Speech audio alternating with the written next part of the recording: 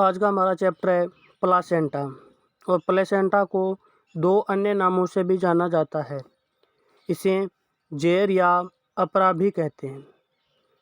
तो प्लेसेंटा किसे कहते हैं कि फीटस व माँ के अंगों के बीच संयोजी ऊतकों द्वारा बना एक झिल्लीनुमा जुड़ाव प्लेसेंटा कहलाता है। फीटस व माँ के अंगों के बीच संयोजी ऊतकों द्वारा बना एक झिल्लीनुमा जुड़ाव प्लासेंटा कहलाता है। यानी जब बच्चा माँ के गर्भ में होता है तो उस बच्चे को ऑक्सीजन, कार्बन डाइऑक्साइड, पोषक तत्व और उत्सर्जित पदार्थों के निष्कासन के लिए जिस संयोजी ऊतकों की झिल्लीनुमा संरचना की आवश्यकता होती है या जिस झिल्लीनुमा संरचना के माध्यम से उक्त कार्य होते हैं, उस संरचना को क्या कहते हैं? प्लासेंटा कहते हैं। दूसरी परिभाषा देखें अपन तो वो है आपके भ्रूण की परत एवं माँ की गर्भाशय की आंतरिक परत, जिसे एंडोमेट्रियम कहते हैं। भ्रूण की परत एवं माँ की गर्भाशय की आंतरिक परत के बीच संयोजी ऊतकों द्वारा एक झिल्लीनुमा जुड़ाव बनता है, जिसे प्लासेंटा कहते हैं। ये जो जेर या प्लासेंटा होता है, इसकी मेम्ब्रेन 4 परतों की बनी होती है। इसमें सबसे बाहरी लेयर होती है आपकी कोरियन, उसके नीचे होती है एलेंटोइस, उसके नीचे एमनियन और सबसे अंदर की तरफ जो लेयर पाई जाती है उसका नाम है यॉर्क शेक। तो आपको ये याद रखना है कि प्लेसेंटा की मेम्ब्रेन में कितनी लेयर पाई जाती है। प्लेसेंटा की मेम्ब्रेन में 4 लेयर पाई जाती है, Korean, allantois, amnion, York shake, जिसमें से कोरियन सबसे बाह्य परत होती है और यॉर्क शेक सबसे आंतरिक परत होती है। अब अपन देखते हैं कि जब नर युग्मक और मादा युग्मक का निषेचन हो जाता है तो निषेचन के पश्चात जो द्विगुणित संरचना जायगोट बनती है, उसके पश्चात एम्ब्रियो या भ्रूण बनता है। और इस एम्ब्रियो का मादा पशु के जननांगों में इम्प्लांटेशन कैसे होता है और किस पशु में कितने दिन पर होता है। तो इम्प्लांटेशन किसे कहते हैं? भ्रूण द्वारा प्लेसेंटा के निर्माण व गर्भाशय के साथ घनिष्ठ संपर्क स्थापित करने को इम्प्लांटेशन कहते हैं। यानी निषेचन हो गया, निषेचन के बाद जायगोट बन गया, जायगोट के बाद एम्ब्रियो बन गया। अब ये एम्ब्रियो या भ्रूण है जो किस प्रकार से तो प्लेसेंटा का निर्माण करेगा और किस प्रकार से मादा पशु के गर्भाशय की आंतरिक लेयर एंडोमेट्रियम के साथ जुड़ेगा। इस क्रिया को ही अपन क्या कहते हैं? इम्प्लांटेशन कहते हैं।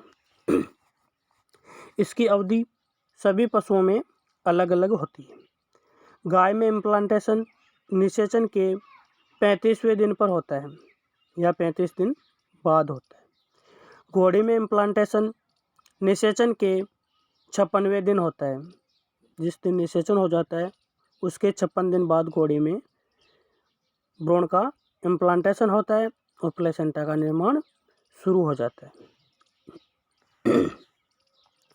भेड़ बकरी में इम्प्लांटेशन 15 से 18वें दिन पर होता है और मादा सुअरी में निषेचन के 10 से 12 दिन के आसपास इम्प्लांटेशन होता है।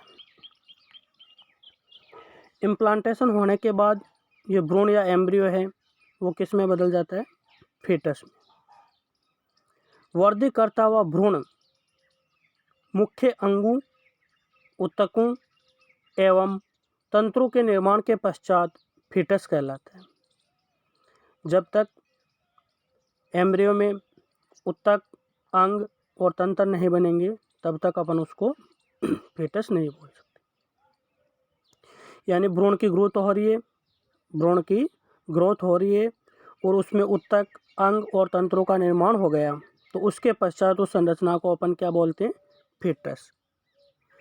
अब अपन देखते हैं कि इसमें फीटस के जो अंग है उन अंगों का निर्माण किस किस अवधि पे होता है और कितने दिन बाद कौन से अंग का निर्माण होता है। तो निषेचन के 1 सप्ताह बाद जो अंडा पर जोना पेलेसुडा लेयर पाई जाती है उससे भ्रूण की 3 परतों का निर्माण होता है। निषेचन के 1 सप्ताह बाद अंडाशय की या अंडे की जोना पेलेसुडा लेयर से भ्रूण की 3 परतों का निर्माण होता है। सबसे बाह्य परत है एक्टोडर्म, जो किसका निर्माण करती है? स्किन और ब्रेन का निर्माण करती है। दूसरी लेयर आपके मेजोडर्म, मेजोडर्म से मसल्स या मांसपेशियों का निर्माण होता है। तीसरी लेयर आपकी एंडोड्रम, एंडोड्रम से जितने भी सिस्टम या तंत्र होते हैं अपने शरीर के, उन तंत्रों का निर्माण होता है, जैसे रेस्पिरेटरी सिस्टम है, यूरिनरी सिस्टम है, डाइजेस्टिव सिस्टम है। इनका निर्माण कब शुरू हो जाता है? इनका निर्माण निषेचन के बाद 13 से 45वें दिन के मध्य शुरू हो जाता है। और इनका निर्माण कौन करता है? इनका निर्माण आपके ये जो भ्रूणीय एंडोड्रम होती है उससे इनका निर्माण होता है। अब अपन देखते हैं कि निषेचन के 21 से 22 दिन बाद हृदय में धड़कन शुरू हो जाती है, जिसको अपन हार्ट बीट बोलते हैं। अब अपन देखते हैं कि जो प्लासेंटा है वो प्लासेंटा मादा ऊतकों के साथ या गर्भाशय की एंडोमेट्रियम के साथ जुड़ाव के आधार पर 2 प्रकार का होता है। एक होता है आपके फीटल प्लेसेंटा और दूसरा है मैटरनल प्लेसेंटा। ये जो फीटल प्लेसेंटा है वो प्रसव के बाद गिर जाता है और इसमें मादा ऊतकों को किसी प्रकार की कोई क्षति नहीं होती। जैसे प्रसव क्रिया होती है, प्रसव क्रिया के पश्चात फेटस मादा पशु के शरीर से बाहर आता है। उसके आधे घंटे से लेके 2 घंटे के बीच में ये फेटस या प्लेसेंटा नामक संरचना होती है जो बाहर आ जाती है। दूसरा है आपके मैटरनल प्लेसेंटा। ये क्या होता है कि जो गर्भाशय की एंडोमेट्रियम थी जिसके साथ फेटस या भ्रूण ने संयोजी ऊतकों द्वारा संबंध स्थापित किए थे, तो वो क्या है कि मैटरनल प्लेसेंटा है जो गर्भाशय की आंतरिक परत का डेवलपमेंट है। मैटरनल प्लेसेंटा गर्भाशय की आंतरिक परत का डेवलपमेंट है जो प्रसव के बाद वापस अपनी नियमित स्थिति में आ जाता है। और कई बार जब फीटल प्लेसेंटा बहुत ही ज़्यादा घनिष्ठ संपर्क स्थापित कर लेता है गर्भाशय के एंडोमेट्रियम के साथ और हार्मोन कम स्रावित होते हैं, तो इसमें मादा ऊतकों की क्षति भी हो सकती है। अब अपन देखते हैं कि फीटल प्लेसेंटा और मैटरनल प्लेसेंटा में कौन कौन सी परत पाई जाती है। फीटल प्लेसेंटा में भी 3 लेयर पाई जाती है और मैटरनल प्लेसेंटा में भी 3 लेयर पाई जाती है। सबसे पहले अपन देखते हैं मैटरनल प्लेसेंटा की लेयर।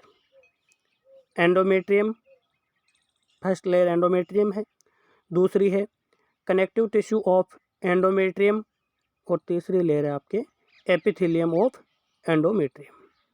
ये 3 लेयर मैटरनल प्लेसेंटा में पाई जाती है और इसी प्रकार 3 लेयर फीटल प्लेसेंटा में भी पाई जाती है।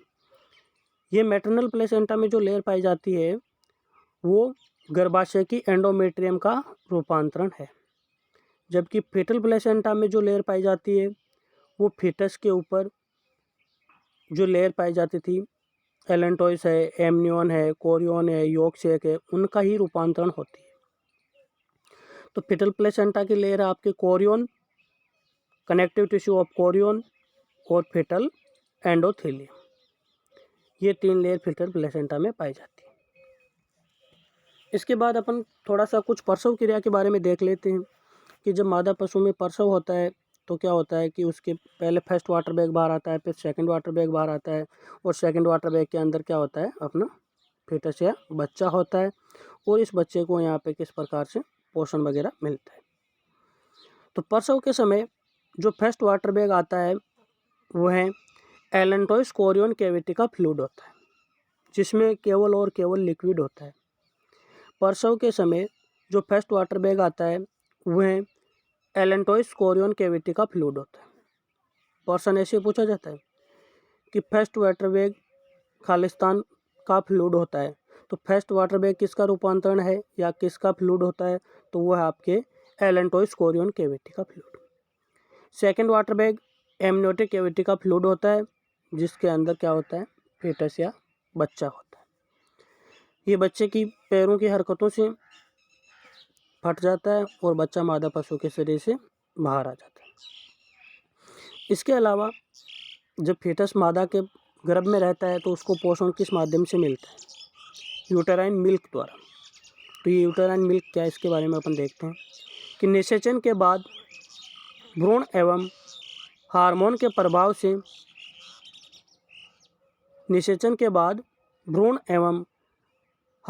प्रभाव से गर्भाशय की ग्रंथियों द्वारा उत्पन्न द्रव्य पदार्थ यूटेराइन मिल्क कहलाते हैं। जब निषेचन हो जाता है तो एस्ट्रोजन हार्मोन कम स्रावित होता है और प्रोजेस्टेरोन हार्मोन ज़्यादा स्रावित होता है। और वो प्रोजेस्टेरोन हार्मोन क्या करता है कि जो गर्भाशय की ग्रंथियाँ होती है उन ग्रंथियों से कुछ फ्लूइड या लिक्विड स्रावित करता है, जिसे अपन क्या कहते हैं, यूटेराइन मिल्क कहते हैं। और निषेचन के बाद प्रथम पोषण है जो भ्रूण को यूटेराइन मिल्क द्वारा प्राप्त होता है।